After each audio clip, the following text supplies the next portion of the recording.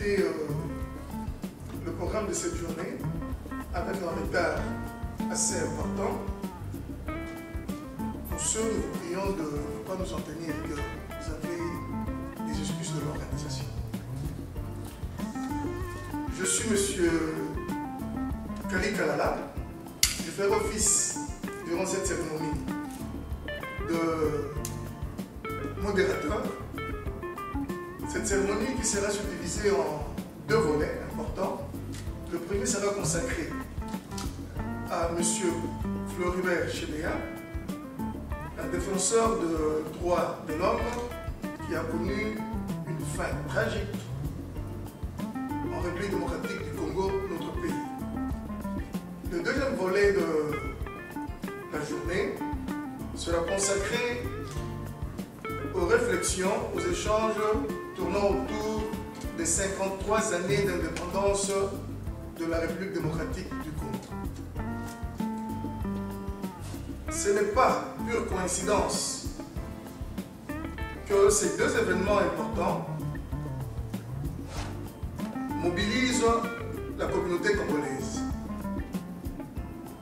Nous avons fait un parallélisme assez important en voulant indiquer que pour les droits humains qui ont conduit M. Chebeya au sacrifice suprême, pour ces droits-là, le Congo vit une des situations les plus dramatiques de son histoire.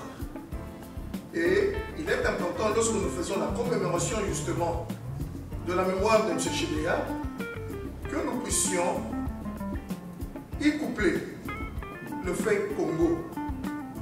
Le fait Congo qui a connu tant de vies perdues, tant d'énergie gaspillée, tant de jeunesse fauchée.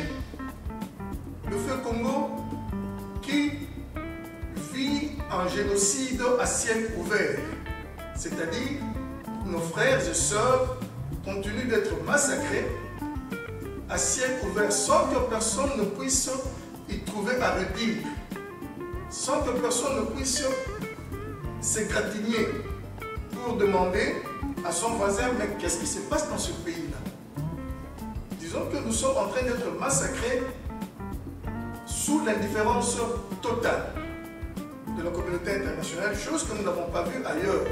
C'est ici le moment de crier haut et fort à la morale internationale, de lui poser la question: qu'avons-nous fait pour mériter ce sort? Lorsque nous regardons sur l'écran, nous voyons des noms de personnes qui ne sont plus avec nous, simplement parce qu'ils ont voulu faire leur travail tel qu'ils se devaient. Et on les a fauchés dans leur être le plus intime, c'est-à-dire dans leur vie. Ils sont nombreux qui sont tombés depuis ce soir jusqu'à ce jour. Ils sont nombreux comme Floribert Chebeya qui n'ont pas voulu accepter l'arbitraire et l'anarchie. Ils se sont levés pour dire non, haut et fort. Et ils ne sont plus avec nous. Ce n'est pas cette raison qui doit nous faire baisser les bras. Au contraire, nous disons que la liberté, l'état de droit ne peuvent s'acquérir qu'avec un prix. Et ce prix, d'autres parmi nous l'ont déjà subi, l'ont déjà donné en abandonnant leur famille, en abandonnant les enfants. Et c'est en leur mémoire que je vous prie de vous lever pour que nous puissions observer une minute de silence.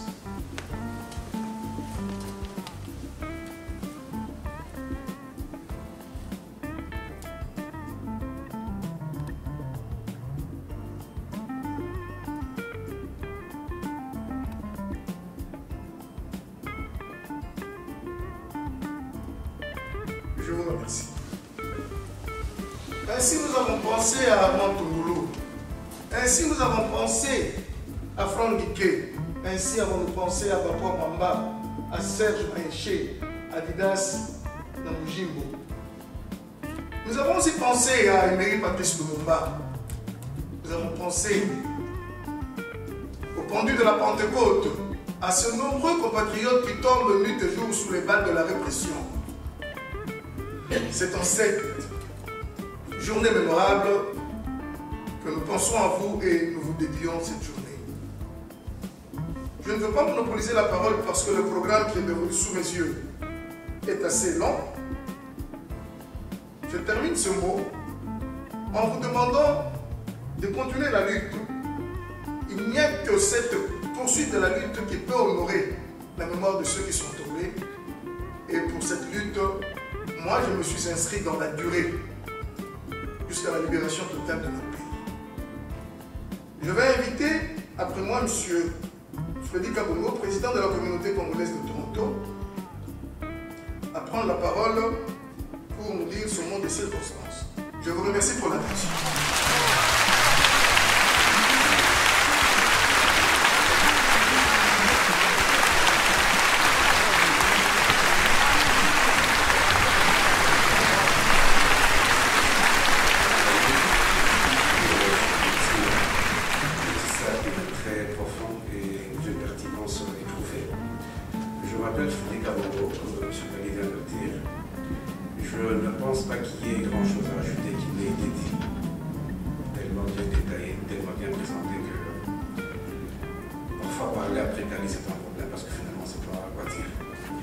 Je me dis toujours, la vie comme telle, elle ne tient pas tant au nombre de jours que nous passons sur Terre, qu'à ce que nous décidons de faire de chaque jour que Dieu nous donne. M. Floribert, qui est l'épicentre de notre rencontre d'aujourd'hui, a amené une vie pleine. Une vie pleine, Normani pourra certainement nous en parler, plusieurs égards. Mais avant de continuer, je vais lire un petit extrait d'un texte que nous avons tous lu à l'école, le livre à Diop. Ça s'intitule « Les morts ne sont pas morts ». Je le prends au milieu, il y a ces mots. Ceux qui sont morts ne sont jamais partis. Ils sont dans l'ombre qui s'éclaire et dans l'ombre qui s'épaissit. Les morts ne sont pas sur la terre. Ils sont dans l'arbre qui frémit. Ils sont dans le bois qui gémit. Ils sont dans l'eau qui coule. Ils sont dans l'eau qui dort. Ils sont dans la case. Ils sont dans la foule. Les morts ne sont pas morts. Ceux qui sont morts ne sont jamais partis. Ils sont dans le sein de la femme. Ils sont dans l'enfant qui vagit et dans les tisons qui s'enflamment. Les morts ne sont jamais sous terre. Ils sont dans le feu qui s'éteint. Ils sont dans le rocher qui gêne. Ils sont dans les herbes qui pleurent. Ils sont dans la forêt. Ils sont dans la demeure. Les morts ne sont pas morts. Et Diop ne pensait pas si bien dire, parce qu'en effet, les morts ne sont pas morts, comme je me permets de le dire. Floribert Chebeya n'est pas mort, parce que s'il était mort, je pense qu'on ne se retrouverait pas ici. Mais si Floribert Chebeya et nos autres compatriotes valeureux ne sont pas morts, ce n'est pas seulement parce que Pierre Loriot l'a dit, c'est parce qu'en mon sens, les légendes ne meurent jamais. Et les gens que nous pleurons, je ne les pleurons pas en fait, nous les encensons. Nos frères, ces valeureux combattants, ces valeureux Congolais qui nous encensons aujourd'hui, ils sont dans le panthéon des grands, dans le même titre que les Lumumba et autres dont on cité les noms ici. Normani, nous voudrions vous dire au nom de la communauté congolaise tout entière, bienvenue chez nous. C'est un honneur particulier pour nous de vous avoir et toute la délégation qui vous accompagne, que vous ayez décidé de lancer la Fondation Chebeya à Toronto. C'est un honneur particulier pour notre ville et sans fausse modestie, nous nous sentons un peu au firmament. Alors, je ne resterai pas longtemps. Moi, je vous dis merci beaucoup pour tout. On aura sûrement le temps d'élaborer au fur et à mesure que la journée continuera. Et pour le reste, aux invités, je vous dis un très grand merci aussi pour votre présence. Je sais que c'est le début de l'été, il fait beau dehors. Certainement qu'il y aura, vous avez plein de choses à faire, mais que vous ayez décidé de venir ici passer ce temps avec nous montre l'importance que vous accordez à l'événement que nous savons aujourd'hui. En tout cas, merci beaucoup pour tout.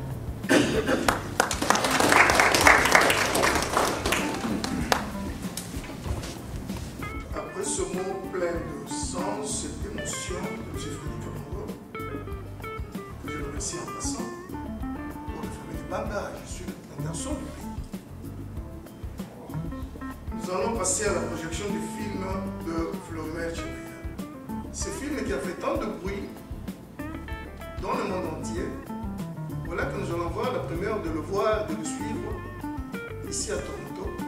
C'est un grand événement et je demande à l'organisation d'y passer rapidement parce que c'est après ce film que nous allons justement avoir une séance des échanges sur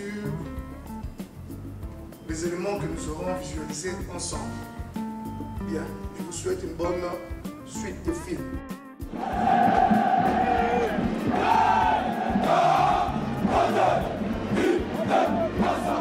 La République démocratique du Congo n'a vécu que des cauchemars pendant 50 années de sa souveraineté nationale. Monsieur le Président, je ne peux pas mentir, encore moins inventer. Je les jure. Vous avez demandé à M. Tchebeya de venir à un rendez-vous avec l'inspecteur général. Il a été retrouvé mort le lendemain et sur son corps, on a relevé des traces de violence. Je n'ai rien vu.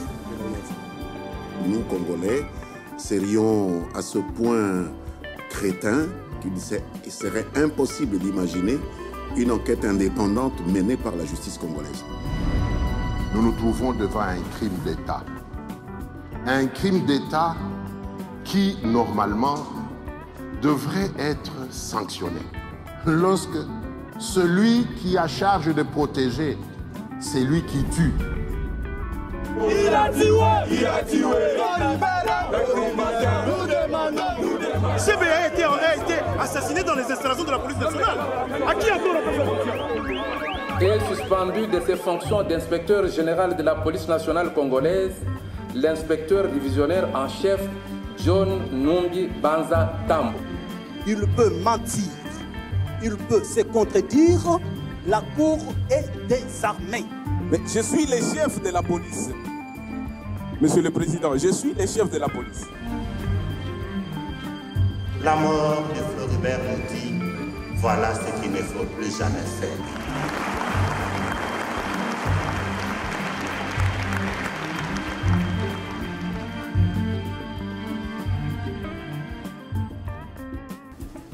Ces réalités vont nous rejoindre. Ces réalités nous interpellent tous. Et ces réalités nous font dire qu'est-ce que nous avons laissé derrière.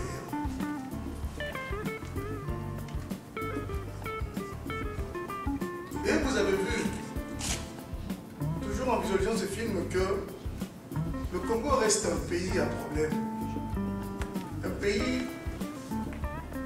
où l'on transforme les innocents en victimes et où les victimes bénéficient parfois d'un appui injurieux de la population qui reste très ignorante sur les questions qui touchent la vie. Parce qu'on ne peut pas organiser une manifestation pour soutenir quelqu'un soupçonné d'avoir assassiné son prochain. Et on a le courage de rentrer chez soi à la maison le soir et embrasser ses enfants quand on sait avoir ôté la vie à un père, à un frère, à un grand-père, à un ami. Et que les pleurs concernant celui qui est parti ne pourront jamais disparaître et qu'il est difficile de retenir dans ces circonstances ces émotions. Je vous demande de m'excuser. Nous allons passer à l'étape de vos suggestions pour améliorer la question des droits et l'homme dans notre pays. Celui qui a une suggestion peut lever la main, nous sommes pas assez nombreux, peut lever la main et prendre la parole de façon à ce que dans 10 à 15 minutes, nous puissions passer au deuxième volet de notre journée. Je vous remercie, j'attends vos questions. Il y a toujours quelques imperfections qui ne sont pas de nature à trop bouleverser notre cérémonie. Il y a le professeur Gertrude qui a invité à prendre la parole et son propos a un rapport avec les droits de l'homme.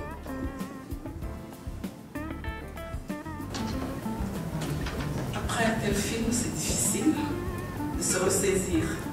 Je vais faire de mon mieux.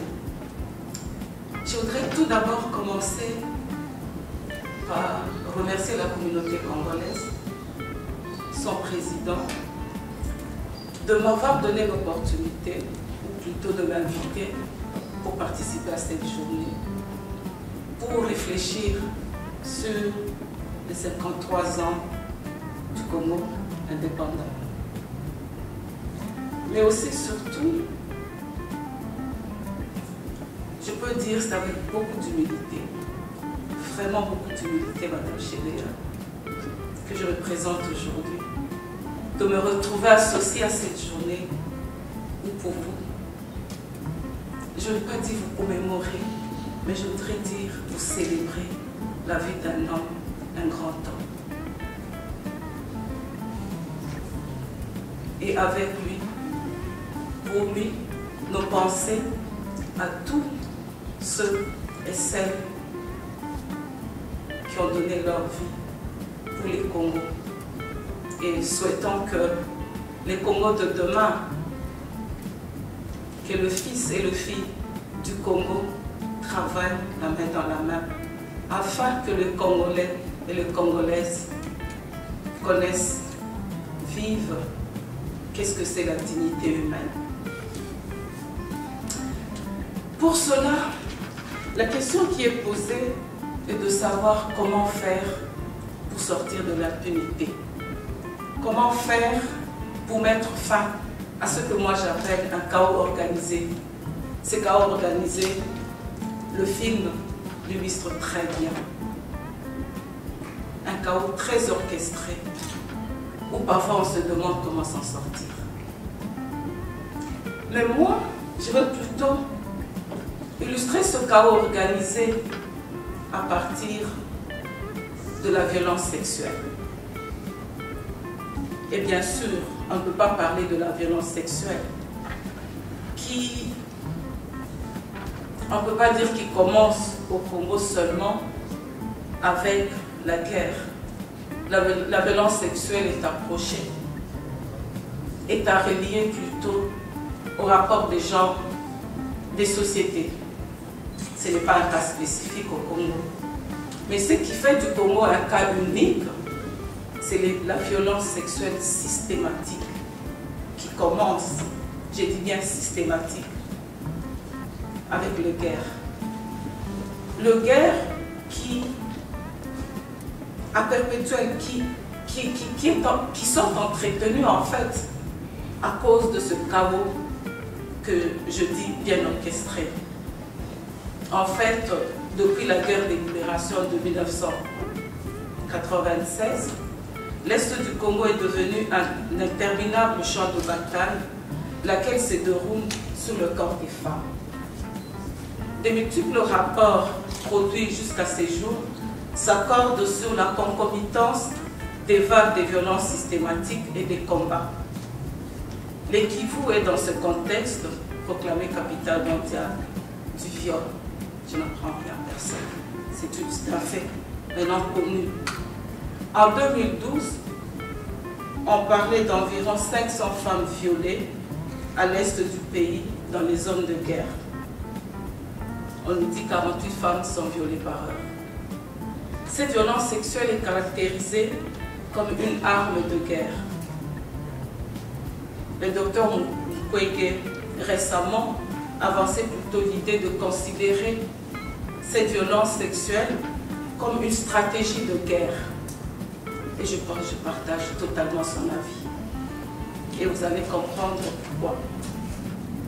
Il me semble superflu de nous attarder encore sur les statistiques ou les qualificatifs de cette violence sexuelle à l'est du pays. Non pas que cela ne soit nécessaire, parce qu'en fait ces chiffres nous indiquent l'ampleur du phénomène.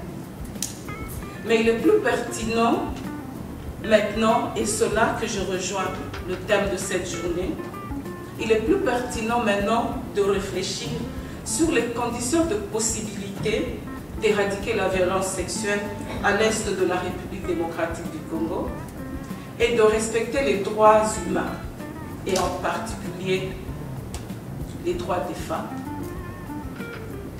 Je suis d'avis qu'on ne peut pas discuter vraiment de cette question de la violence sexuelle et des droits humains comme un fait isolé compris dans la guerre qui perdure en RDC. Je veux dire qu'il n'y a pas deux guerres parallèles, comme certains ont soutenu, qu'il se passe en RDC deux guerres, celle contre les femmes et l'autre. Il n'y en a pas deux. Pour comprendre comment la pérennité de la guerre et de la violence sexuelle en RDC, pour le comprendre, il faut les inscrire dans les contextes de l'économie politique mondiale, en prenant en considération également la question de la nation, l'ethnicité, le genre, la race et la classe. Je vais aller très vite parce que je suis limitée dans le temps, mais je vais faire une brève historique très rapidement pour poser les balises qui nous permettent de comprendre la complexité de la situation en RDC et particulièrement à l'Est. Cela nous permet aussi de poser la question perpétuelle qui nous est posée aujourd'hui. Comment nous en sortir? Comment expliquer cette crise perpétuelle? Je crois qu'il est juste alors de remonter à l'opération turquoise. Certaines personnes vont me dire peut-être que l'opération turquoise n'est qu'un début. Un début peut-être officiel. Il y a un plan préparé qui démarre peut-être avec l'opération turquoise. Nous savons tous très bien qu'en 1994, à la suite du génocide au Rwanda, les Tutsis du Front patriotique rwandais gagnent la guerre contre l'armée génocidaire au Rwanda. 1 million de Hutus traversent pour venir se réfugier au Congo. Parmi ceux-ci figurent les milices, les génocidaires. Et le Rwanda trouve le prétexte, à partir de là, il lance des attaques contre le Rwanda et le Rwanda saisit le prétexte pour riposter. Ce prétexte, on se retrouve à la fin du régime Mobutu et vous savez très bien que Mobutu perdant, nous sommes dans la période après la chute du mur de Berlin, on commence à parler de la mondialisation. Mobutu perdant ses alliés le sentant vers la fin de sa vie, les lâche, et on initie une guerre de libération. Cette guerre de libération nous amène les Rwandais et les Ougandais qui soutenaient Laurent Kabila. Et après ça, les Ougandais et les Rwandais se sont mis donc à s'attaquer aux Hutus qui s'est réfugiés au Congo. On dit environ 200 000 Hutus sont tués dans la forêt équatoriale par la faim, la maladie, mais bien sûr meurent plutôt par la faim, par la maladie, mais ils sont tués. Il y en a qui parlent même d'un autre génocide, mais celle-ci, sur le sol congolais, un génocide de Hutus. Et on voit ainsi que Hutus et Rwandais, Hutus et Tutsis Rwandais ramènent leur guerre ethnique sur le sol congolais. En 1998, Laurent Désiré Kabila désavoue ses alliés rwandais et ougandais. Ceci lance une nouvelle guerre qui se concentre cette fois-ci au Kivu et qui s'inscrit dans la permanence. C'est là que commence ce que j'appelle le chaos orchestré. C'est chaos orchestré parce que l'AFDL, quand elle arrive, quand l'armée AFDL arrive, c'est une armée mixte. Et le processus de chaos commence parce que c'est une armée infiltrée. Les milices se créent, se dissolvent et se recréent sous de nouvelles appellations. On les invite à la table de négociation, ainsi on les légitimise. On a commencé en 1978 avec le principal milice, les plus connus notamment la CNDP, Congrès national pour la défense du peuple. Celui-ci était dirigé par nul autre que Laurent Kunda. Avec le prétexte qui déclenche cette nouvelle, avec le prétexte, avec une raison avouée de défendre les Tutsis congolais menacés par le FDLR. Je dis bien un prétexte, une raison, ce qui est avoué, mais en même temps, c'est pour défendre la nationalité des Tutsis qu'on croit menacés, qu'on appelle les Tutsis congolais. Interviennent aussi dans ce décor. Là maintenant on trouve les LCDP qui affrontent le FDLR, mais aussi l'armée congolaise, et on retrouve dans le décor les Maïmaï. Le Maïmaï qui était à l'origine de résistants qui luttaient contre la présence des troupes étrangères dans le Rwanda en RDC. Finalement, qui viole les femmes? Quel groupe viole les femmes? Les responsables cités de cette violence, on va parler de l'armée congolaise, on va parler de toutes ces milices qui se créent dans un chaos presque total, un chaos voulu organisé pour qu'on ne puisse pas ouvertement pointer du doigt un groupe spécifique. Depuis ces deux premières guerres, le cycle de renouvellement continue et avec lui, la violence sexuelle systématique. Le corps des femmes devient désormais les champs de bataille pour s'assurer l'accès aux minéraux et inscrire son ethnicité dans la durée en RDC. C'est le processus de la balkanisation qui se déclenche. Cette violence sexuelle en zone de guerre en RDC se vit comme une arme de guerre, quoiqu'aujourd'hui, parce que les civils emboîtent aussi les pas dans la violence sexuelle des femmes, certaines voix s'élèvent pour dire qu'il s'agit là d'un problème lié au rapport de genre de la société congolaise. C'est bien là une parenthèse que j'ouvre, on pourrait avoir le temps de discuter peut-être prochainement. Mais je qualifie la violence sexuelle systématique en temps de guerre en RDC comme une stratégie de la part des occupants pour s'installer dans la durée. Et je le dis, on peut bien s'apercevoir de ça. Juste en voyant, en s'arrêtant un tout petit peu sur les descriptions de la violence sexuelle. Elle met plutôt en valeur, les descriptions mettent en valeur, mettent en lumière cette stratégie de s'inscrire dans la durée. Il s'agit d'abord des violences sexuelles collectives et qui se font dans la torture des femmes. Si on regarde la cartographie de la guerre, cela nous indique bien que là où il y a lieu les violences, là où il y a la guerre, il y a la violence systématique. C'est des endroits où on retrouve aussi concentré le minerai. En fait, cette violence utilise le corps des femmes comme un champ de bataille pour pouvoir accéder au minerai. De quelle façon? En violant les femmes, en les humiliant, on touche à la communauté. Et la communauté asservie, la communauté humiliée ne peut plus se battre, elle laisse la place aux occupants. Ainsi, les milices contrôlent l'exploitation des minéraux et artisanalement, elles contrôlent les exploitations de minéraux et les évacuent bien sûr à la frontière. Je ne dirais pas à quelle frontière, tout le monde peut les deviner. Ces matières, donc les milices se concentrent dans le lieu où il y a le coltan, l'or, la cassiterie, qui sont de matières tant convoitées dans l'économie mondiale actuellement. Je vais prendre ici juste pour montrer le lien que je fais avec l'économie mondiale.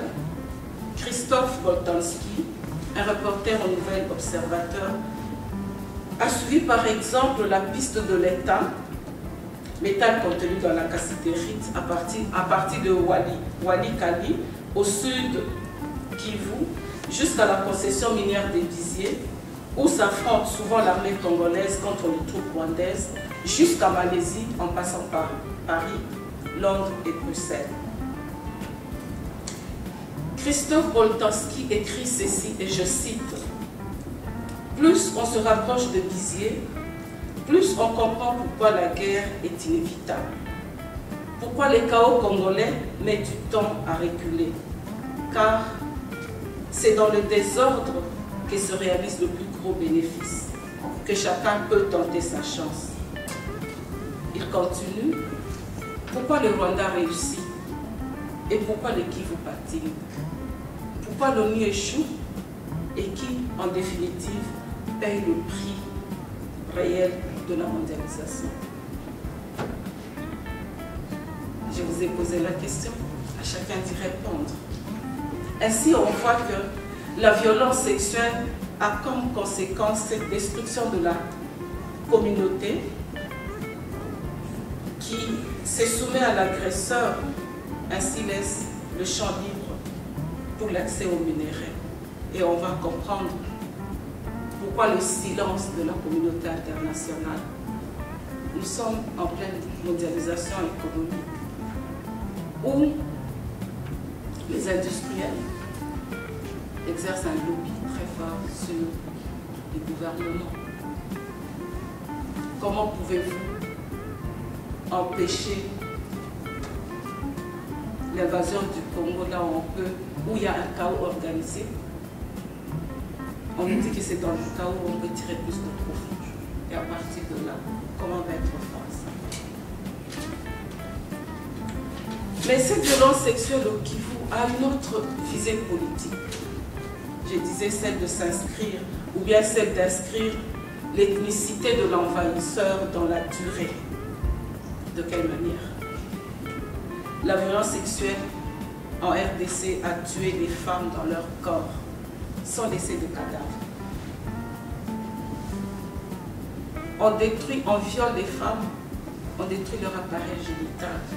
Comme conséquence, bien sûr, il y en a qui développent des maladies, mais il y en a beaucoup d'entre elles qui ne pourront plus jamais donner naissance. L'autre aspect, c'est que les femmes qu'on viole mettent au monde des enfants, mais elles portent des enfants de l'agresseur. En 16 ans, en 16 ans de guerre, les premiers enfants de la guerre atteignent aujourd'hui 14-15 ans. Nous savons chez nous qu'on parle de système de parenté. On demandera toujours à ses enfants d'où vient ton père. Et dans les années à venir, va se poser la question de l'ethnicité. Si la guerre est toujours entretenue comme cela se fait jusqu'à présent, la probabilité d'enrôler ces enfants dans la guerre est forte et de leur faire un lavage de cerveau pour le monter contre le Congo, parce qu'on leur dira ton père n'était pas congolais. Ceux qui vont les enrôler, ce sont les agresseurs. Vous êtes de nôtres. Ou encore, imaginez-vous ce qui s'est passé au Soudan. Je suivais une certaine dame qui disait, moi j'appelle ça aussi le viol sexuel pour le peuplement, amener, si vous voulez, une certaine ethnicité. Et est-ce qu'on a fait déjà des statistiques de voir quel est le nombre des enfants nés des violences sexuelles qui peuplent l'Est du Congo? Ce sont des questions qu'il nous faut nous poser. Et avec ces renouvellements des milices entretenus par un chaos orchestré, qui se fait par ce que moi j'appelle une stratégie bien étudiée. Un chaos orchestré par infiltration de l'appareil de l'État, de l'armée, de la police. Un chaos orchestré par la collaboration des Congolais qui s'allient aux occupants. Un des avocats en parlant aux accusés, leur a posé la question, comment pouvez-vous tuer vos propres frères? Et c'est parce qu'il y a des Congolais ont accepté cette infiltration, ont accepté de participer, de collaborer avec les infiltrés. Et comment éradiquer donc cette violence? Cette violence se passe dans l'impunité. Maintenant, les études qui sortent, le rapport qui sort, disent, il y en a même des voix qui disent, on ne peut plus parler seulement de viol comme arme de guerre. C'est oublier qu'au Congo, les civils violent. Mais ces violences se sont faites dans l'impunité, c'est passé dans la mémoire collective. Et le civil pense aussi qu'il peut violer, il ne sera pas poursuivi. Et ceux qui vont être poursuivis, généralement, et c'est là qu'intervient la classe, c'est le pauvre civil qui pense que c'est normal que j'aille violer aussi, c'est celui-là qui sera poursuivi. Et pas les dignitaires. Et je peux le dire que je m'oppose à une analyse qui veut intégrer dans les viols qui se passent à l'est du Congo, le viol des civils. Mais les recherches disent qu'il y a à peu près 20% des civils qui violent. Donc, ils soutiennent qu'on ne peut pas isoler, parler du Congo comme des viols au Congo comme une arme de guerre. C'est questionnable. Alors, comment éradiquer cette violence sexuelle et mettre fin au non-respect des droits humains? On peut se retourner vers la communauté internationale. Et je pense que bon, nous, les Congolais et Congolaises, ont très vite accusé la communauté internationale. Mais il faut aussi, comme on dit particulièrement au Québec, nous regarder en face dans le miroir et nous condamner nous-mêmes. Qui collabore avec les infiltrés? Nous savons très bien qu'il y a des infiltrés. Nous collaborons avec, nous tuons nos propres frères, nous violons nos femmes, nous violons nos mères de 80 ans, nous violons nos filles de 2 ans. Il faut se poser la question, comment mettre fin à l'impunité? L'ONU, bien sûr, va prendre des résolutions. Mais ces résolutions n'est pas un moyen de coercition sur le Congo. Ça va partir de la volonté des Congolais. Ça va partir de la mise en place d'un état de droit. Un état de droit où on ramène la dignité humaine pour toute personne, quelle que soit la classe, quelle que soit son ethnie, quelle que soit sa religion, quel que soit son sexe. Il faut un état de droit qui repose sur l'unité nationale. Mettre l'intérêt du Congo avant les intérêts personnels. J'ai suivi Obama dernièrement, on lui a posé la question sur la Syrie et le Congo. Les États-Unis interviennent là où il y a les intérêts des Américains.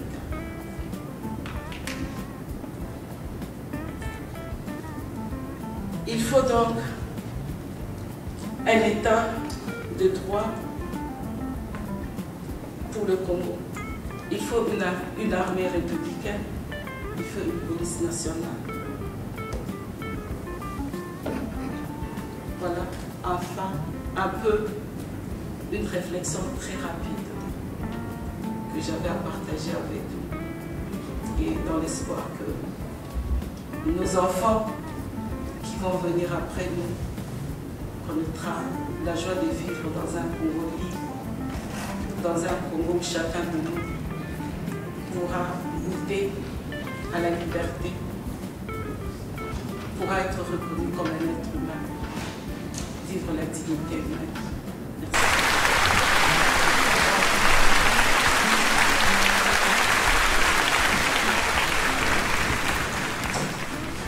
Nous allons vous demander de gagner votre place et prier nos amis qui sont impatients de poser des questions de faire toujours preuve de patience parce que nous voulons vider un point assez important, c'est-à-dire permettre à la Fondation Chebeya de faire son lancement. Et après ce lancement, parce que le propos de Madame tout à l'heure rentre aussi dans nos préoccupations congolaises. Il ne faudrait pas que nous en discutions maintenant et après y revenir après le lancement de la Fondation. Que nous puisions la question sur le lancement de la Fondation et nous allons revenir, je sais qu'il y a trop à dire sur la question congolaise. Et les avis des uns et des autres seront les bienvenus. Monsieur de la Fondation, vous avez la parole. Au nom des organisations congolaises des droits de l'homme, au nom des organisations internationales des droits de l'homme, soutenir cette cause noble, c'est lui de l'éclatement de la vérité dans le double assassinat de Floribert Chebeya et Fidel Bazana. Nous venons pour apporter l'appui à la Fondation, à la veuve et aux orphelins de Floribert Chebeya. En France, nous faisons la même chose pour la famille Bazana et qui, grâce à nos efforts, a dû s'exiler, grâce aux efforts et à la détermination des défenseurs des droits de l'homme. Vous avez parmi vous Madame Chebeya et les enfants qui étaient très menacés. Encore une fois, la cause du Congolais n'est défendable que par les Congolais et l'issue ou la sortie de cette situation difficile dans laquelle notre pays est plongé, la solution ne viendra que des Congolais. C'est pour vous exhorter à vraiment être au front pour que demain ce pays puisse donner de la voix dans les concerts des nations. J'ai dit, je vous remercie.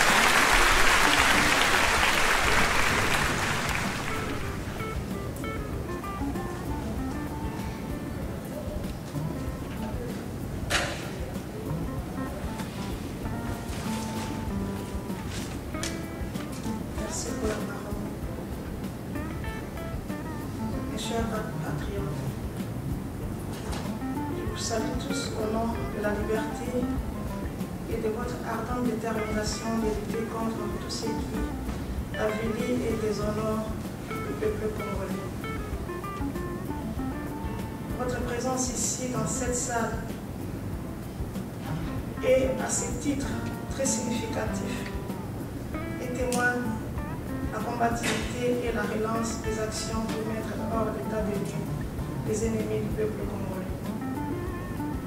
Chers compatriotes, l'événement qui nous réunit ici est celui d'honorer la mémoire de l'un illustre disparu, mon mari, Floribert Chebeya.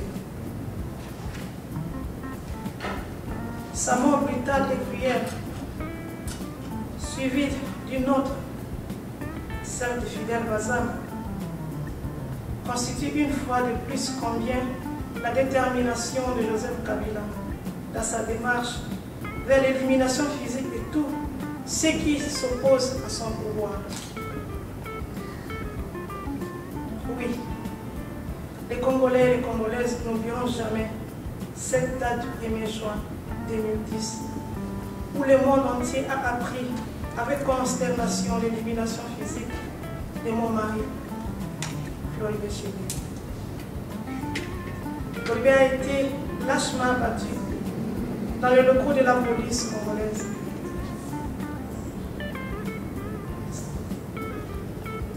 Il était invité par John Numbi, alors inspecteur principal de la police nationale congolaise. Pendant les heures où il était dans les locaux de la police, attendant d'être reçu, j'étais en contact permanent avec lui au téléphone. Cependant, dans la soirée, j'avais laissé un message qui m'avait mis en émoi, car il ne contenait pas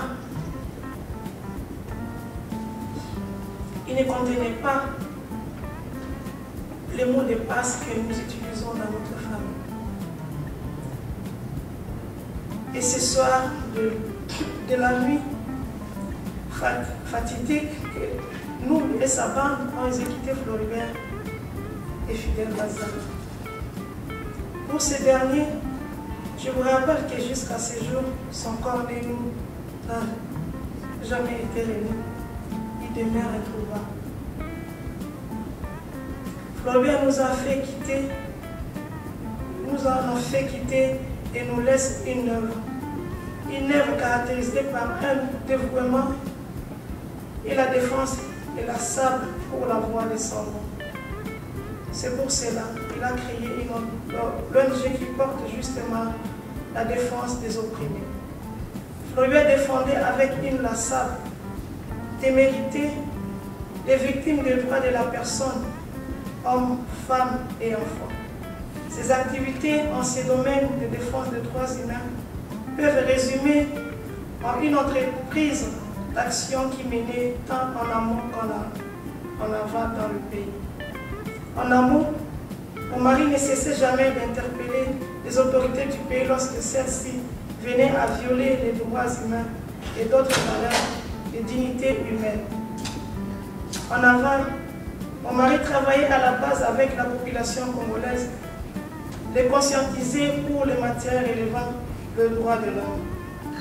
Ainsi, par son ONG La Voix des Sans-Voix, mon mari organisait des sessions de formation sur les différents sujets relatifs aux droits et à la prise en charge de leurs droits par les Congolais eux-mêmes. Ainsi, il parcourait le pays entier pour animer des conférences, des sessions de formation et même des enquêtes sur les violations des droits de l'homme, etc. Son amour pour les démunis, les veillards, les enfants de la rue, les mamans maraîchères, des paysans, etc. s'est caractérisé entre autres par une assistante matérielle et technique. Pour la première, mon mari, lors de la grande fête, Noël, Pâques, offrait souvent des dons en nature, vêtements et transports aux vieillards et aux handicapés, aux personnes ayant un handicap, aux enfants de la rue, les mamans maraîchères, etc. Dans ces actions de générosité, mon mari se faisait accompagner de notre fille aînée qui est devant vous. Devant vous.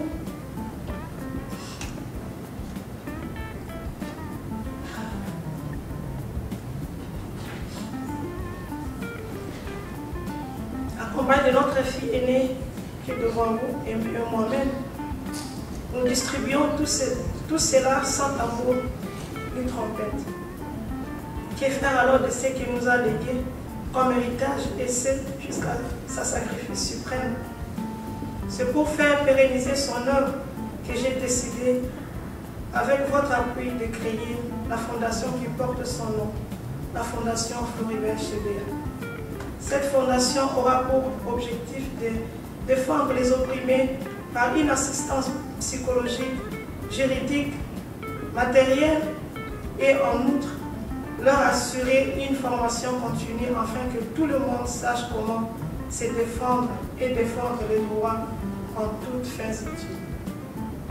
Au-delà de tous ces objectifs, la Fondation Floribert attend aussi sur le plan social mener des actions caritatives visant l'aide aux plus démunis par une assistance technique pour répondre à certains besoins et à trait aux différents domaines de groupe de vie sociétale tels que la cordonnerie, les techniques d'élevage et l'agriculture. Mes chers compatriotes, notre ambition est grande, mais à la hauteur du visage de la personne que nous voudrions honorer à travers cette fondation. Je lance un appel juste et pressant à tous les Congolais et Congolaises épris de paix et de justice afin de mettre la main à la pâte pour que vive à jamais cette fondation. Vos contributions sont attendues sur le plan financier et matériel. Le compte de la fondation sera mis à votre disposition et nous rendrons compte en toute transparence de vos dons. La fondation sera organisée en cellules pour chaque ville et il y a de la place pour tout le monde. Je vous encourage donc à donner le meilleur de vous-même par vos appuis financiers sans relâche afin de nous permettre de protéger les Africains en général, les Congolais et les Congolaises meurtris par la dictature en place. Au-delà de toutes ces actions, nos ambitions est aussi de porter à la place publique ces massacres de populations civiles congolaises à ce jour plusieurs milliers de morts congolais. Mais quel grand silence de la part de la communauté internationale. Nous qui sommes ici à l'étranger, nous avons la sacrée mission de continuer à lutter pour que vive à jamais le Congo libre. Que vive la RDC, que vive le sang des martyrs congolais versés pour la défense des droits de la personne.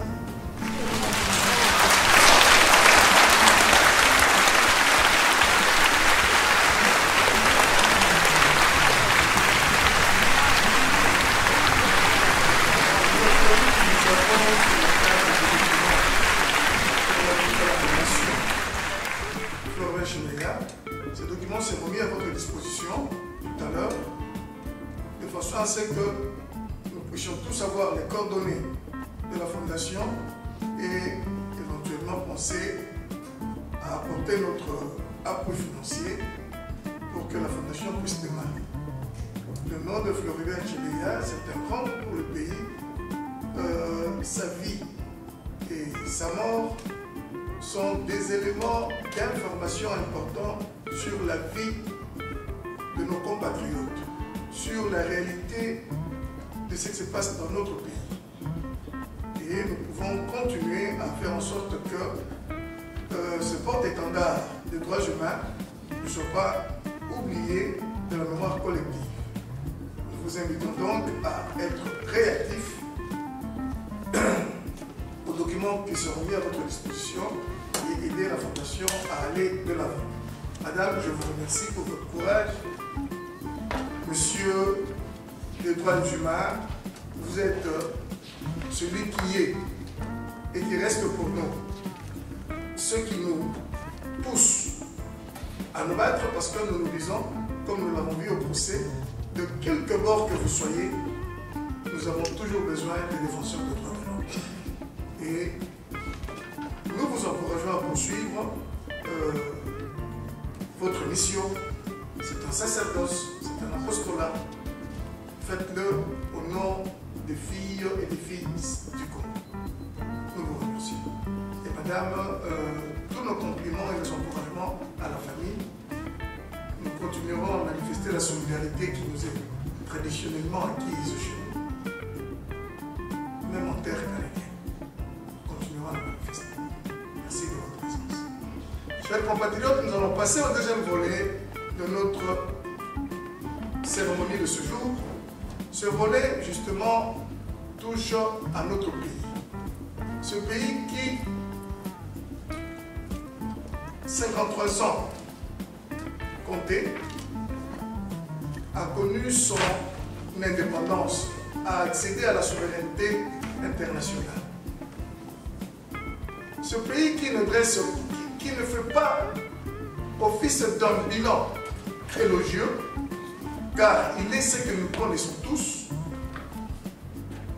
Ce pays qui a été dépeint par notre sœur tout à l'heure, et ce pays qui connaît une décolonisation des temps modernes, colonisé par des Africains. C'est ce pays-là qui va demain fêter, je mets ça entre guillemets, ces 53 ans de vie dans la communauté internationale. La République démocratique du Congo, pour ne pas la citer, est un pays pratiquement invisible, un pays mythique, où l'anarchie généralisée y sévit, où les crimes se déroulent à ciel ouvert,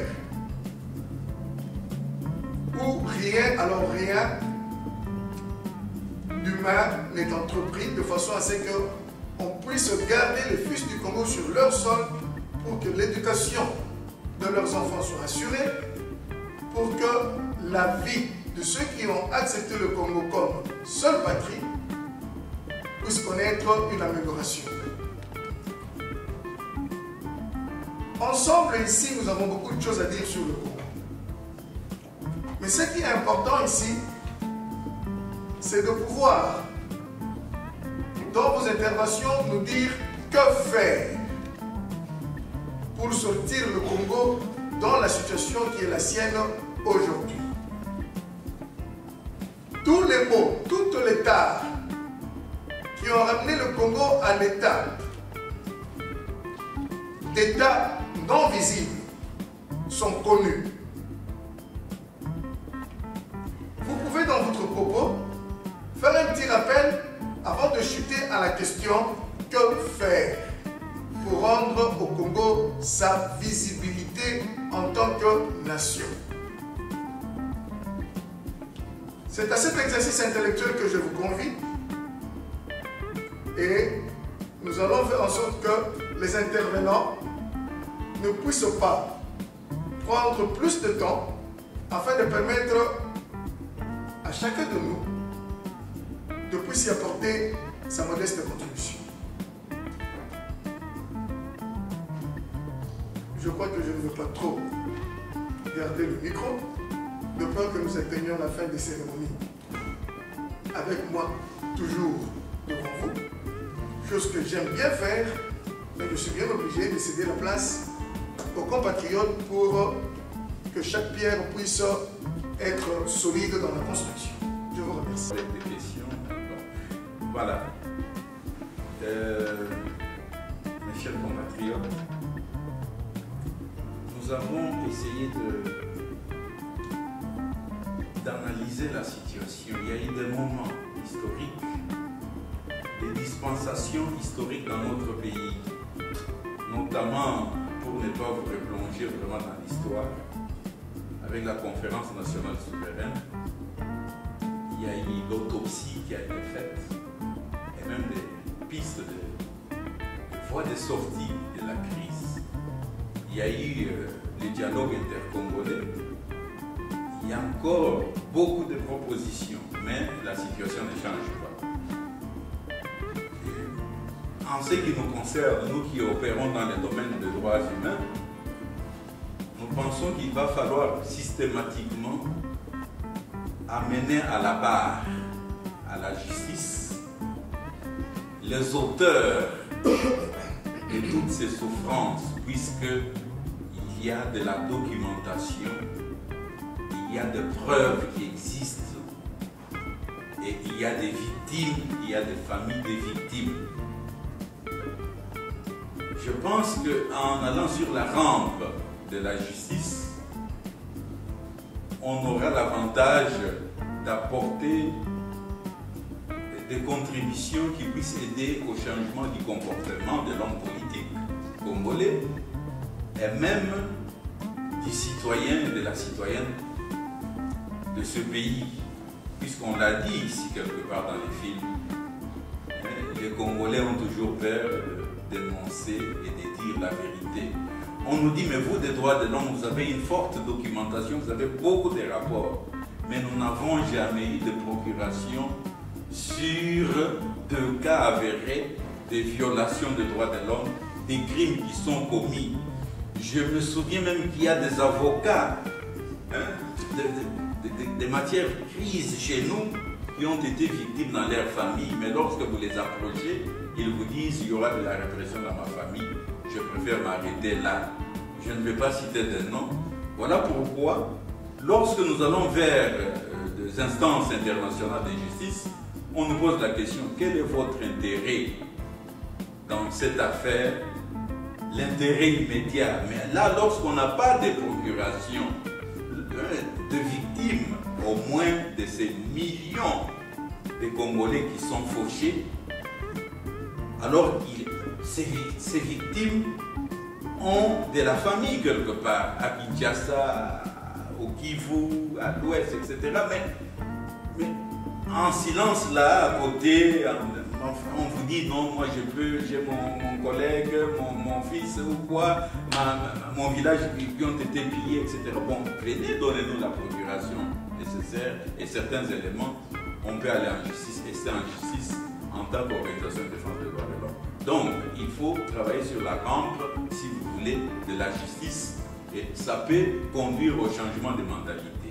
Alors, par rapport à la question de violence sexuelle, nous pensons que tous les mécanismes au niveau international doivent être saisis. Vous avez peut-être suivi la dernière sortie de Mme Hollande à Genève au Conseil des droits de l'homme.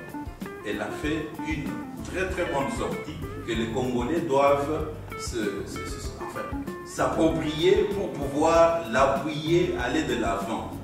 Actuellement, nous voulons que le mécanisme onusien, si vous voulez, de protection des droits de l'homme soit reconnu, puisque depuis 2008, Kinshasa, le gouvernement de Kinshasa a demandé, voilà, il faudrait annuler, si vous voulez, tous ces mécanismes-là. Mais depuis 2008 à ce jour, rien n'a changé. Les violations des droits de l'homme sont là.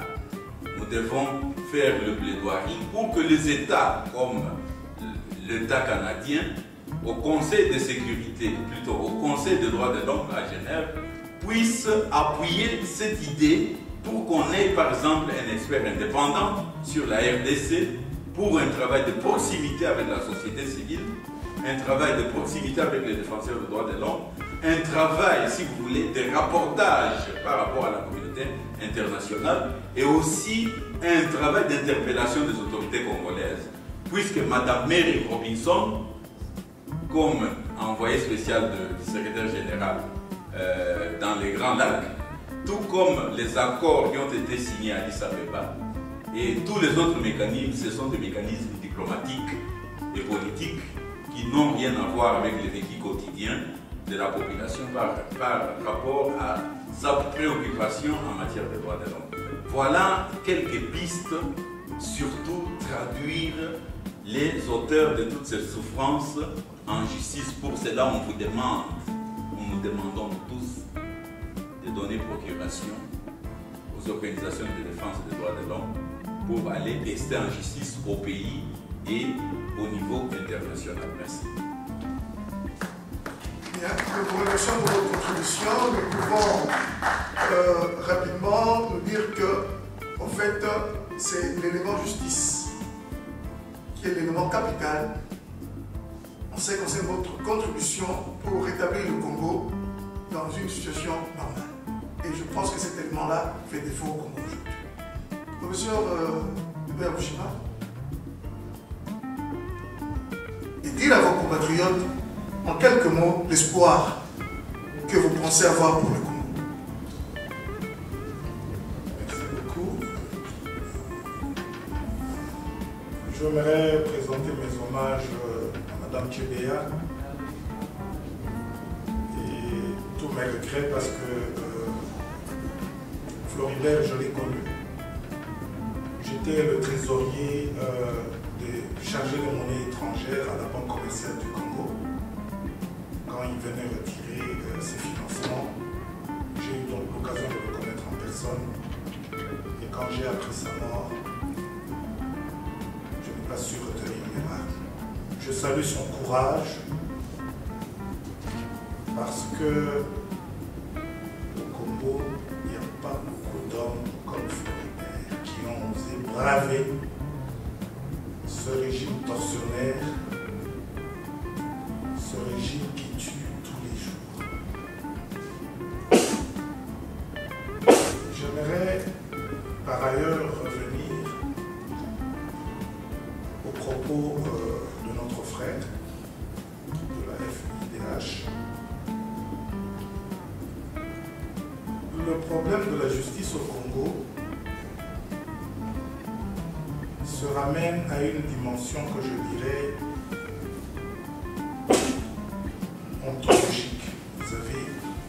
nous avons été frappés par le fait que chez nous, on n'ose pas témoigner.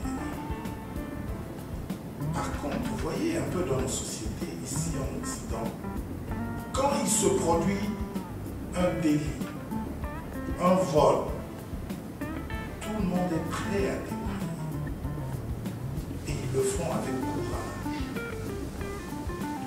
Je ramène ce défaut à l'homme congolais parce qu'en réalité, il y a des valeurs que nous n'apprenons pas très tôt,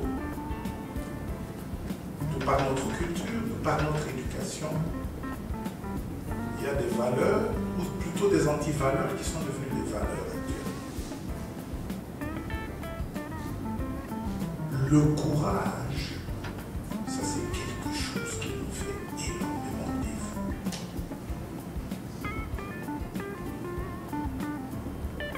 L'honnêteté de l'homme congolais. Nous sommes tous les jours en train de tricher, même au plus haut niveau.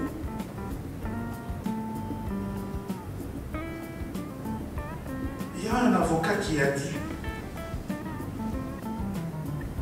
c'est vraiment bizarre, vous qui croyez être des gangs à film comme on dit en légal, et vous nous dites rien dire, vous êtes en train de tout nier. En d'autres termes, voulait-il dire que Floribert est mort de lui-même, de sa belle mort? Il est rare au Congo d'entendre ce qu'on dit ici. Il y a des gens qui plaident coupables ici, dans les pays occidentaux. Mais assister au procès au Congo, c'est extrêmement rare que quelqu'un puisse plaider coupable.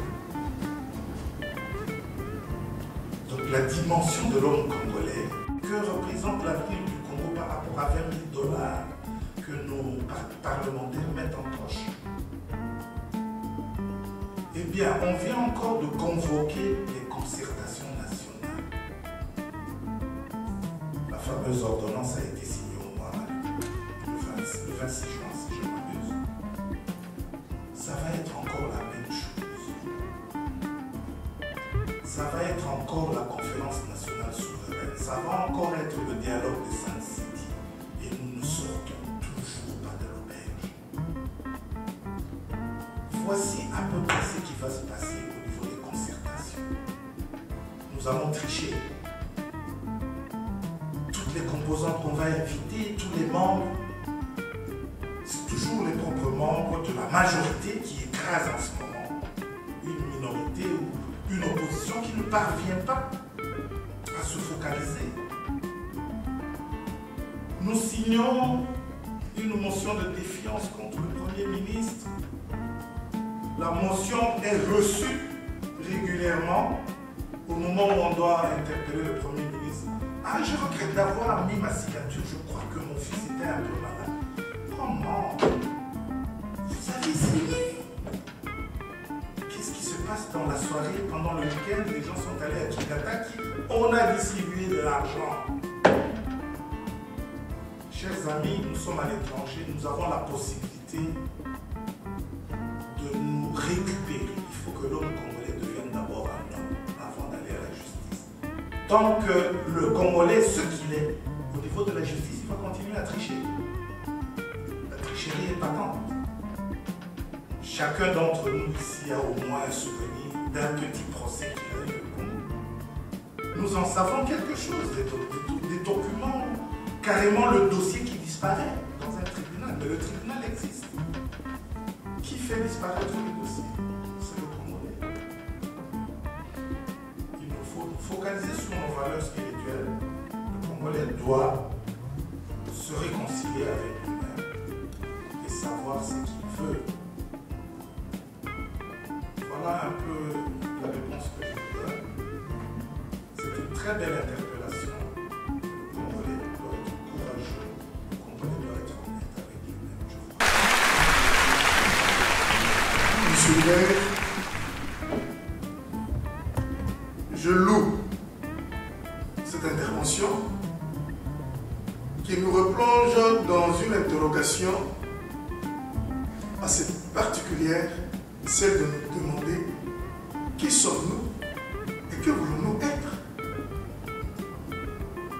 Voulons-nous tout perdre en tant qu'être humain intrinsèque? Est-ce que nous représentons quelque chose dans cette mondialisation en tant qu'être pensant?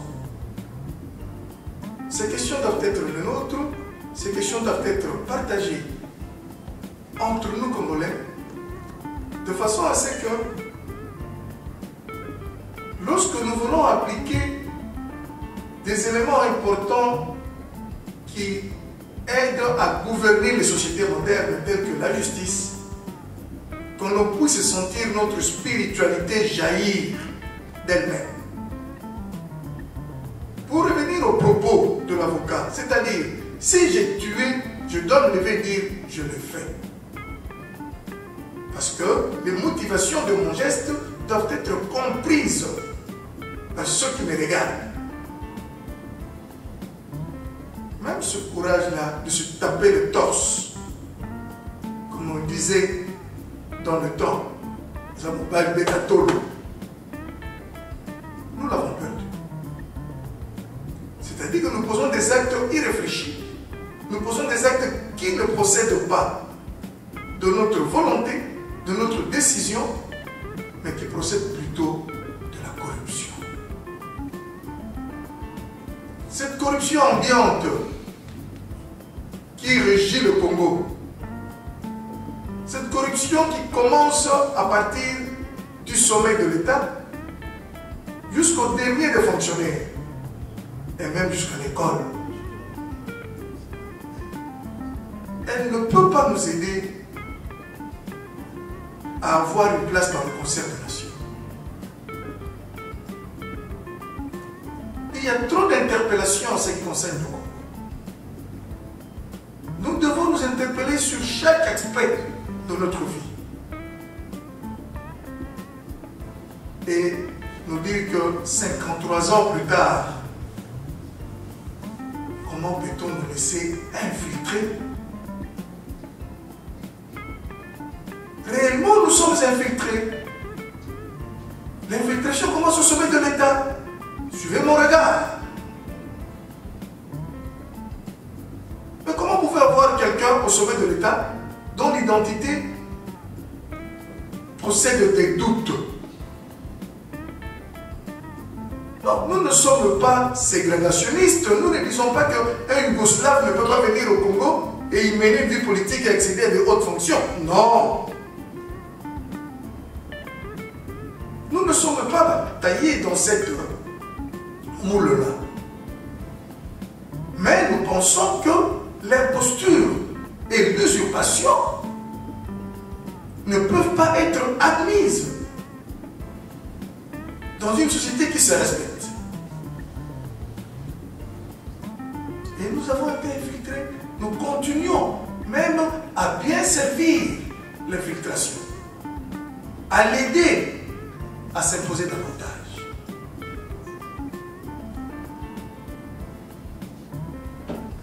On aurait pu continuer.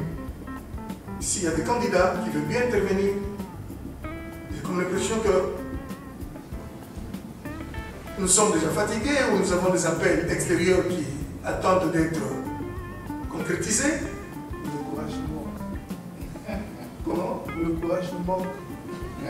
Je ne pense pas qu'ici au Canada, vous devez encore faire preuve de manque de courage. C'est ici où nous apprenons, même en circulant dans notre voiture, lorsque nous nous arrêtons pour laisser passer le piéton, que nous apprenons la valeur qu'on accorde à l'être humain. Je vois qu'il y a un Congolais qui s'est levé pour intervenir. Je l'applaudis et je l'encourage à s'approcher. Fils du Congo, donne-nous ton message. Bonsoir tout le monde. Bonsoir. Mon nom est Jean-Claude Ilunga. Bonsoir. Bonsoir. Je suis avec vous. Prenons courage dans cette lutte que l'on soutenir. En écoutant ceux qui m'ont précédé parlant du pays, là où j'étais, j'avais, comment je vais dire, comme une colère, je ne sais pas, mais je vais m'exprimer un peu de cette façon. Ce qui se passe dans notre pays, moi je remets la faute, je l'ai dit un peu plus tard, aux soi-disant intellectuels. L'intellectuel congolais n'a pas bien joué son rôle. Pour moi, je définis l'intellectuel congolais comme étant, vous savez, lorsque un sorcier vient entrer, détruire une famille, dans cette famille, doit y avoir un autre sorcier. Alors, l'intellectuel, vu les études faites et une formation n'émanant pas de notre pays, et une formation venant de notre pays, ces gens ont voulu diriger notre pays avec des Français, des non-Français, des langues étrangères aussi, et tout en dirigeant le pays selon les constitutions ou les lois internationales. Voilà pourquoi moi je viens pour vous dire tout simplement que l'homme congolais, normalement, pour le démontrer très bien, moi je pense nous pouvons faire ceci. Un peuple qui manque une base, c'est un peuple qu'on peut manipuler 10 000 fois. L'homme congolais est là, était ici, dans sa base, mais vu le modernisme ou, comment je dirais, l'intellectualisme, vu la modernité, l'homme blanc a fait assez que l'homme congolais qu'on puisse l'enlever de sa base et le mettre là en l'air. Maintenant, en l'air, là où il n'a même pas sa base de son pays, il n'a même pas la base de la formation qu'il a reçue de l'étranger, il est en l'air maintenant. Maintenant, quelqu'un qui est en l'air, on peut le manipuler comme vous voulez. Voilà pourquoi j'interpelle les Congolais à demeurer d'abord dans sa base, chercher d'abord notre base. Notre base, c'est la culture. Souvenez-vous que nos ancêtres, ceux qui sont même au village en ce moment, ils vivent et leurs huttes n'ont même pas de fenêtres, n'ont même pas de rideaux et n'ont même pas de portes. Cela signifie que la culture de voler n'était pas dans nos coutumes. C'est l'homme blanc qui a amené ça. L'homme blanc, quand il est venu, il a amené des portes. Lui allait pour voler, mais sa maison, là où il résidait, il y avait des fenêtres, il y avait aussi des portes. Alors revenons d'abord dans nos valeurs. C'est ainsi que notre pays, on peut lutter. Souvenez-vous que lorsque l'homme blanc vient en Afrique pour détruire un peuple, il commence d'abord à corrompre les chefs coutumiers. Vous savez pourquoi? Parce que ce sont des chefs coutumiers qui ont le pouvoir de garder le peuple. Mais l'homme blanc nous a amené des religions étrangères et nous ne croyons même plus encore dans nos ancêtres, dans nos cultures. Voilà, nous sommes en l'air maintenant. Nous sommes en l'air. La culture de l'homme blanc que nous avons adoptée, nous sommes ici malgré les études faites. On ne t'engage pas. Tu es toujours au téléphone à chaque fois et avec vos mains claquant des ordinateurs. Mais les études que vous avez faites, le job qu'on vous donne, ça ne corrobore pas avec les études que vous avez faites. Donc moi je vous dis tout simplement, revenons d'abord dans notre base. C'est ainsi que nous allons défendre notre pays. À partir de là, je ne dis pas que nous allons recommencer à nous habiller en raffia, mais d'abord nos cultures, nos us et coutumes, revenons d'abord là-bas. C'est ainsi que nous allons bien garder notre pays. Merci beaucoup. Je ne vais pas monopoliser la parole, sinon ce serait un grand discours.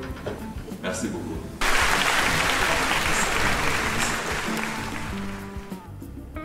Revenons nous-mêmes pour aller ailleurs.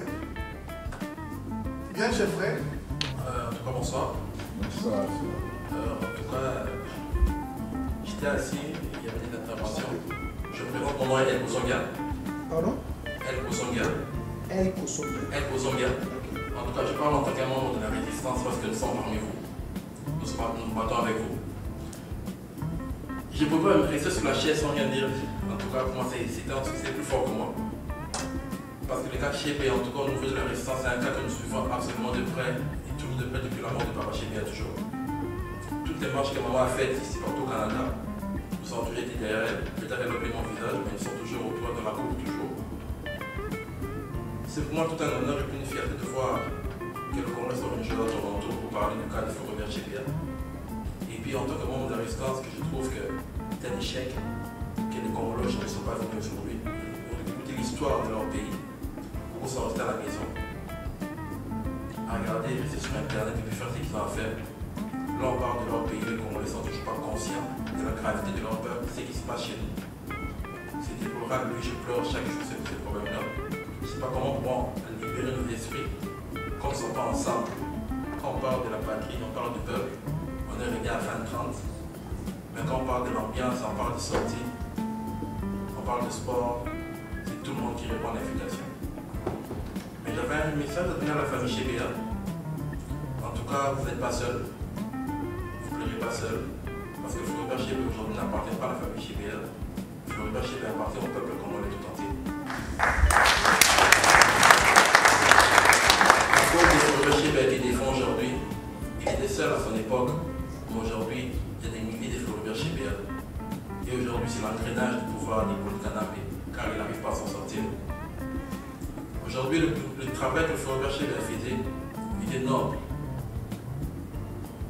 C'était pas un millionnaire, n'oublions pas. C'était pas un multimillionnaire, il donnait juste son temps, sa force, ses énergies et le peu qu'il avait. Mais nous, aujourd'hui, Congolais, qu'est-ce que nous donnons pour notre patrie? Qu'est-ce que nous donnons? Est-ce que nous donnons notre temps, nos énergies, nos forces? Où est focaliser la force de l'homme congolais? Floribert Chebeya focalise sa force pour son peuple. Et nous, Congolais, nous focalisons notre force pour notre famille. Papa Nayo, Maman Nayo, Mwasi Nayo. Est-ce que c'est ça notre famille? La question est, nous vivons ici à l'Occident, nous oublions ceux qui sont au pays. Nous oublions que nous sommes africains. Nous avons un clan, nous avons une tribu, nous avons un village, nous avons un territoire. C'est ça notre famille aussi, n'oublions pas. Vous venez à l'extérieur de Bosani Bleu-Rognansou. C'est pour Tozolia. Tozolia Bamendo. Tozolia Sambas Togouti. Léo Papazate. Qui prennent la relève des papas?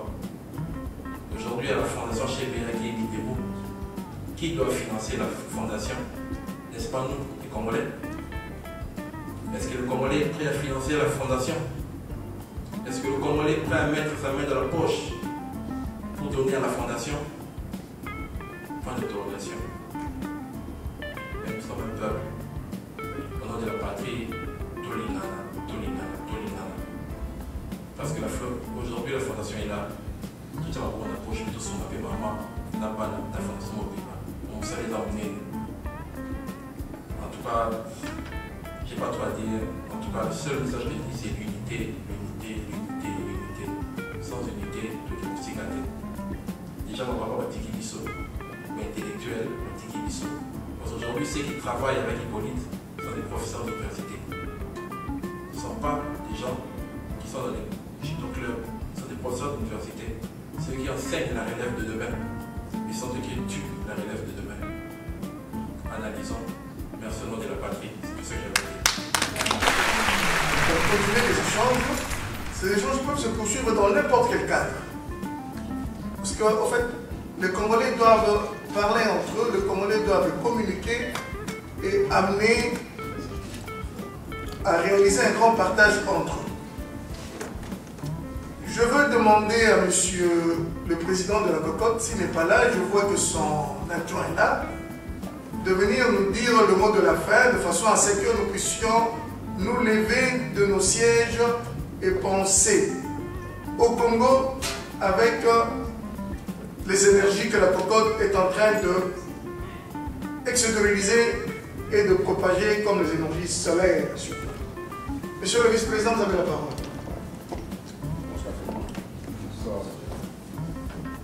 Personnellement, je suis vraiment déçu. Je suis vraiment déçu en regardant la salle. Mon frère qui vient juste de parler avant moi, il m'a aussi interpellé. l'intérêt aussi de la communauté, c'est que quelque part, nous avons failli. Si nous remarquons très bien, ici à Toronto, il y a à peu près 5 000 Congolais. Il y a beaucoup d'activités ici à Toronto. Mais beaucoup de gens aiment d'autres divertissements. Les gens n'aiment pas être informés. C'est ça le problème que nous avons dans cette communauté. Ça, ce n'est pas la première activité que nous avions organisée dans cette communauté qui a trait soit à la politique ou bien à l'information. Nous avions essayé d'appeler, d'inviter un professeur ici qui parle aussi du Congo, un Québécois. Le monsieur en question était là, mais était devant une cinquantaine de personnes. Mais voilà, aujourd'hui, Maman Chébé est là. Elle parle d'un cas très critique, un cas qui nécessite beaucoup d'attention. Les Congolais sont là.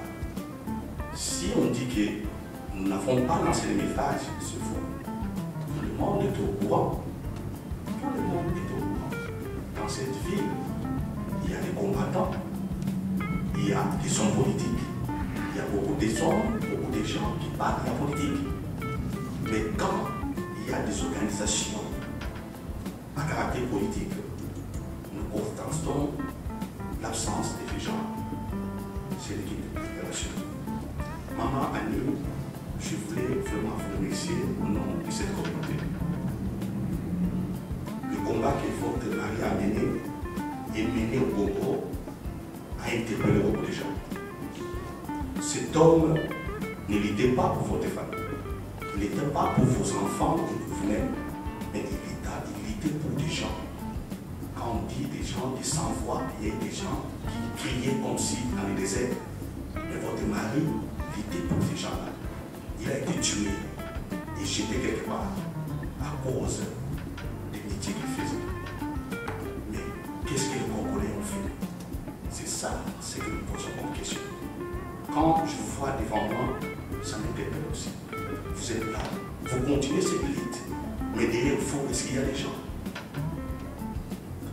Et tant qu'il y a une communauté, nous vous rassurons que nous allons faire un travail de fond pour qu'ici, qu'il y ait aussi des chefs. Quand vous parlez aussi de l'organisme, de fondation qui vous créerez, n'hésitez pas, à tout moment que vous aurez un problème, appelez la communauté, nous allons voir comment nous nous débrouiller pour vous aider et vous épauler. Parce que la lutte que vous êtes en train de mener, ce n'est pas une lutte d'une famille, c'est une lutte pour libérer un pays. C'est une lutte noble. Ce n'est pas un combat qui terminera aujourd'hui, c'est un grand combat. Le Congo est un grand pays. Il a presque 70 millions d'habitants. Et dans ces 70 millions d'habitants, il y a, je parle de 1000 personnes qui sont en train de prendre ces 70 millions d'habitants en otage. Le Congo a des milliers de dollars. Mais il n'y a qu'une poignée de gens qui sont en train de jouir de ces milliards. Aujourd'hui, on parle, comme des amis viennent de dire, on parle qu'on va changer la Constitution, on va modifier la Constitution.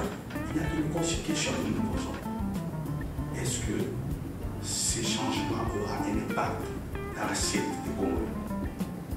On va changer la Constitution, c'est bien. Est-ce que les Congolais vont manger cette Constitution? Pour terminer, je voulais remercier nos frères Boya et remercier aussi tous les invités qui étaient venus participer à cette grande conférence d'information. Que Dieu vous bénisse et je vous remercie.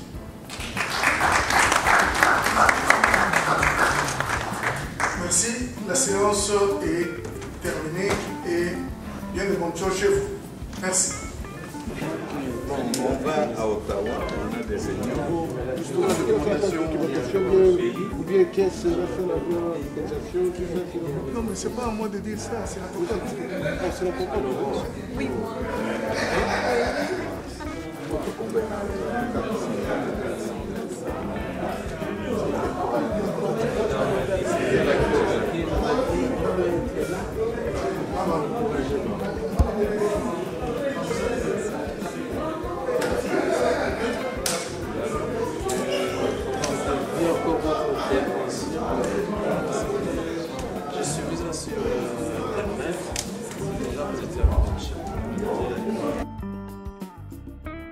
Bon, on ne sait pas, on a beaucoup de dossiers, beaucoup de gens dans les couloirs de la mort. On essaie de sauver.